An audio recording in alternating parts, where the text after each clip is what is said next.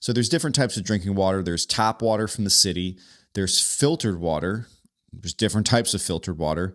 There's bottled water and there's well water. Florida tap water. Let's talk about some of the things that we find in it. It says here, a study by NRDC finds 7.5 million residents in Florida were exposed to unsafe drinking water, ranking second in the nation for most violations reported. And that has a lot to do with where we get our water from. A lot of it comes from the St. Johns River. It's groundwater, so fertilizers, everything nasty gets into it. We don't really have a lot of deep aquifers where we get our water from. And you can see all the things in that picture of what's in the water. A big one.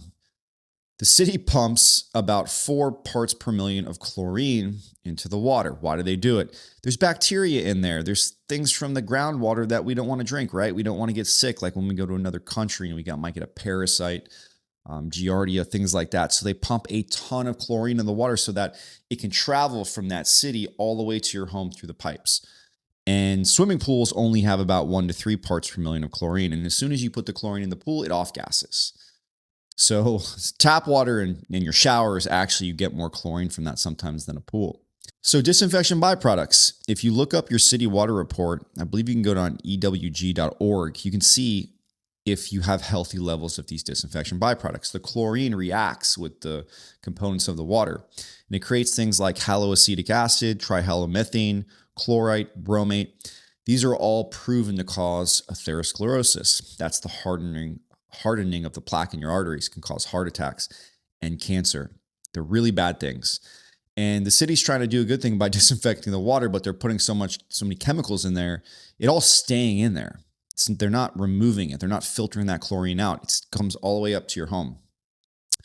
So those disinfection byproducts are carcinogens, and they're known to cause cancer. Like I said, you can look it up. It's proven. And this is just showing you why we need chlorine in our water. Public drinking water may contain dangerous bacteria, parasites, viruses, and fecal matter. Yep, fecal matter. And there's another picture of all the fun things you find in the pipes, and you think it's okay because it came from the city and you believe that. Heavy metals. This isn't the cool heavy metal. Arsenic, lead, chromium, manganese, cadmium. Here's a big one, hexavalent chromium. If you ever watched Aaron Brockovich, that's what caused all those people to have cancer. It was a huge case from dumping of toxic chemicals from a big corporation. So this is stuff that stays in your body almost forever. It stays in your brain, causes a lot of issues with people. Pharmaceuticals. So you don't realize this, but a lot of people flush pharmaceuticals down the toilet.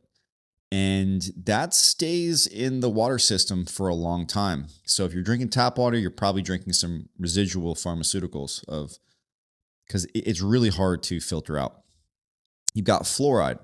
Now the fluoride the city adds into the water is a chemical fluoride. It's not from the earth. It's not mined. And this is a byproduct from gypsum plants. It's pretty crazy and it's pretty toxic.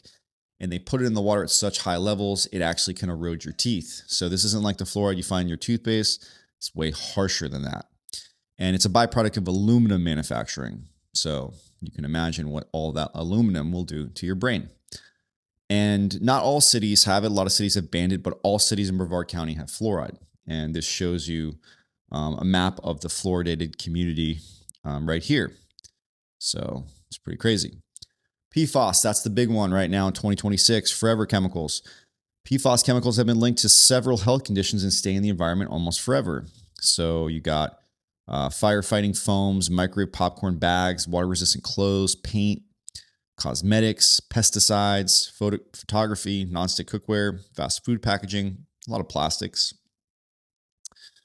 And if you want to look up your city water report, like they usually have to post it every year annually, you can go to www.ewg.org/tapwater. And you can check for known contaminants. They only test for certain contaminants. So there's things in there they're not showing you, only testing the things they have to test for you. Bottled water. So let's talk about this. So PET is typically the material used to make bottled water. And the kind of plastic used in many water bottles can leach toxic things such as antimony, biphenyls, phthalates, and microplastics into the beverages inside. So anytime that those bottles heat up through transit in the trucks, they leach that plastic right into that water. So you're getting those microplastics into your system. They're hormone disruptors. They're really not good for you, and they're hard to get out of your body. Also, you've got pollution to the environment, and it gets pretty expensive buying bottled water all the time, and it's a pain. Then we got well water. Some people are like, great, I'm not on city water. I have my own water system. Well, how well do you know your well water? So the thing about well water is it's usually a shallow well. So there's a lot of things that leach into that well: fertilizers, chemicals, feces, all types of nasty things. If an animal dies in the well, it stays in the well. And most people don't have sanitization systems for their well system. So if you don't have a chlorinator, that's kind of what the city does, injects a high amount of chlorine into it to kill it, then you're exposed. They do make ultraviolet lights that will sanitize the water as it flows through. Those are really great products because then you don't have the chlorine in the water that's going to, be like taking a shower in the pool.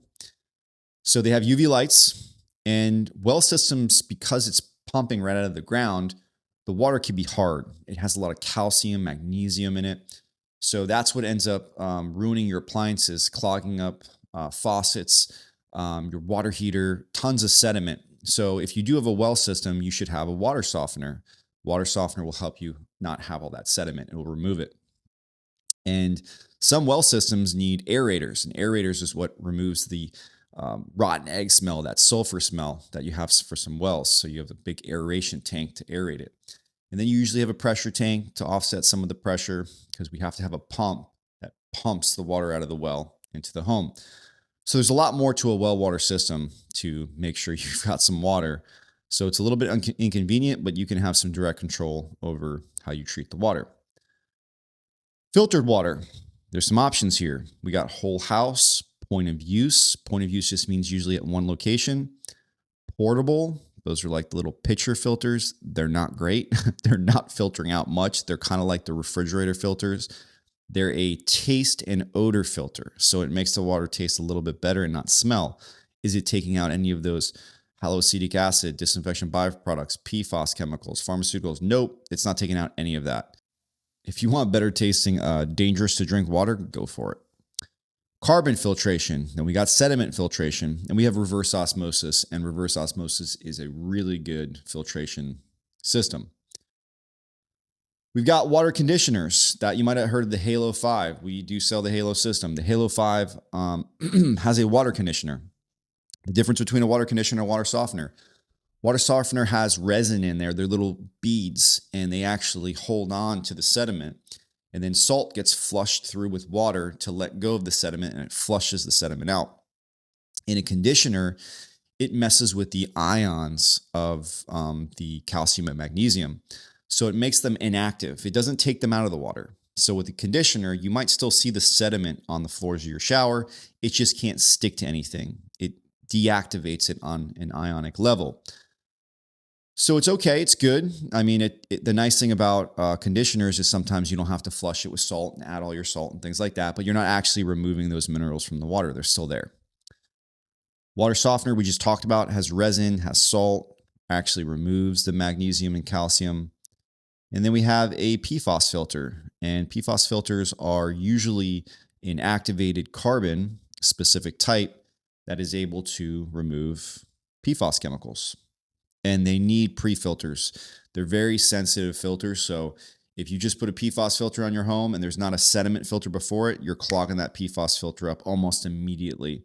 You need to protect it. So reverse osmosis versus carbon filtration. And, we go over the things that reverse osmosis takes out that carbon does not. So let's see here. Viruses, the carbon filter will not remove viruses. Reverse osmosis will. Arsenic, reverse osmosis will. Carbon won't. Dissolved solids, fluoride, you won't get out with the carbon filter. And then it says heavy metals. Carbon filters will take out some. Parasites, some. Cysts, some. It may control the growth of bacteria, and reverse osmosis takes all that out. The issue with reverse osmosis is it can only make so much water. So you'll usually see those holding tanks, you can see in the picture, sometimes they're 2 gallon, and it takes time so it trickles and it fills up that tank so you can, cook with it and drink.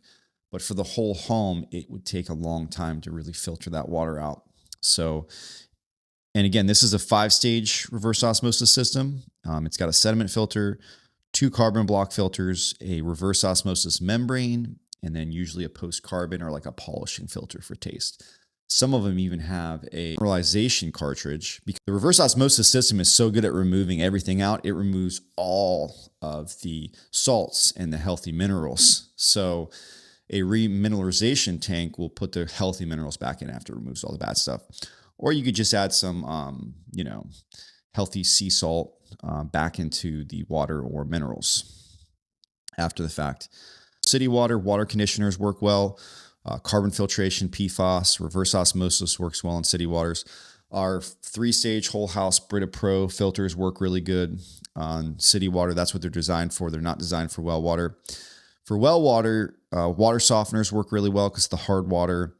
UV lights to sanitize all the bacteria in that well, an aerator, and then a reverse osmosis system for the drinking water. But again, you're going to need a softener because that reverse osmosis will get clogged up with all that hard water if you don't have one.